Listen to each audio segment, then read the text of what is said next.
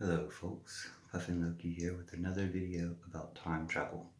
I did one yesterday, but it was meandering in the moment and lost the plot, lost my accent, lost my ladder shade glasses and my tie. But no matter. As I was explaining yesterday, we understand space on Earth a lot better than we understand time, or you do. So a better way to describe time travel, and this isn't time travel going back into the past or time travel going into the future. I'll save you some time right now, let you know you don't have to watch the video if you're looking for that. The best way to understand time travel is to use an analogy of space travel. So if a travel agent were to come to you and say, would you like to go to this place? Here's a map of the sewage system, here's the various layers of firmament beneath it. Would you like to go?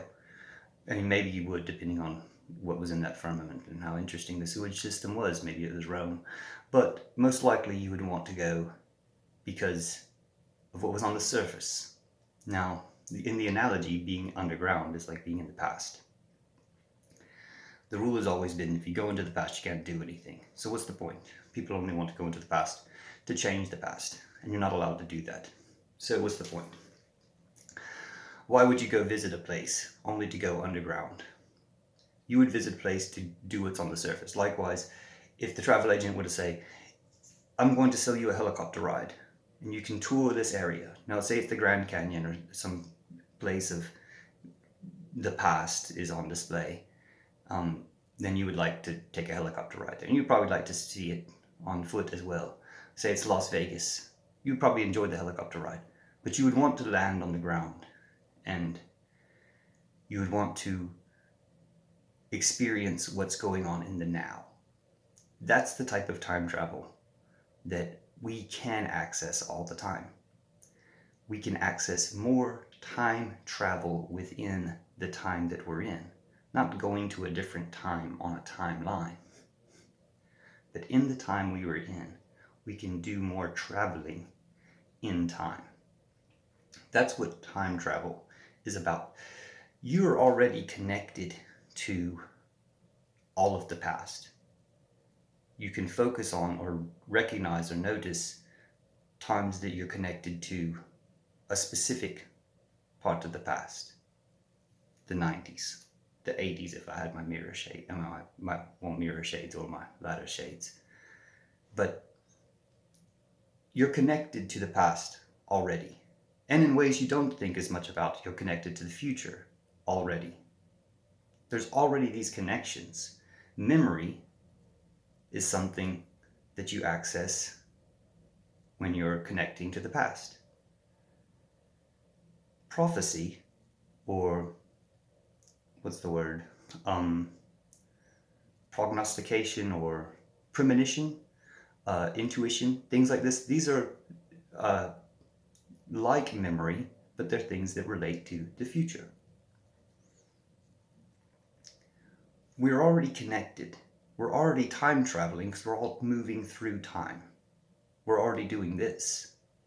There are things that drastically change the way you move through time, such as death. You don't want to die. No one wants to die. Because it's a drastic change to the way you interact with time.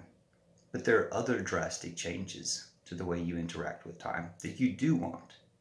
So just like memory connects to the past, and prophecy connects to the future, and death connects to something you don't want, but is a drastic change in your experience in relationship to time, there are things that you do want that are a drastic change in your relationship and experience of time. And we don't have as many words for them. We have love. Love is a good word for changing your relationship to time. Art is a good word. We don't think about it in those terms, but we can. And that's what enables good time travel. To be able to accept connecting to the past, to be able to accept connecting to the future, but to also open up the directions and dimensions in the moment that we have that are available to us, but we're closed off to. Some of these drastic changes in your experience of time can open those avenues to you and for others, can make you a gateway to open those avenues for others. Stay tuned. Next video will be about gods and goddesses. I hope I did a little better job of explaining my past video about time in about a third of the amount of time. Thanks for watching, Puffin Loki, and see you next time.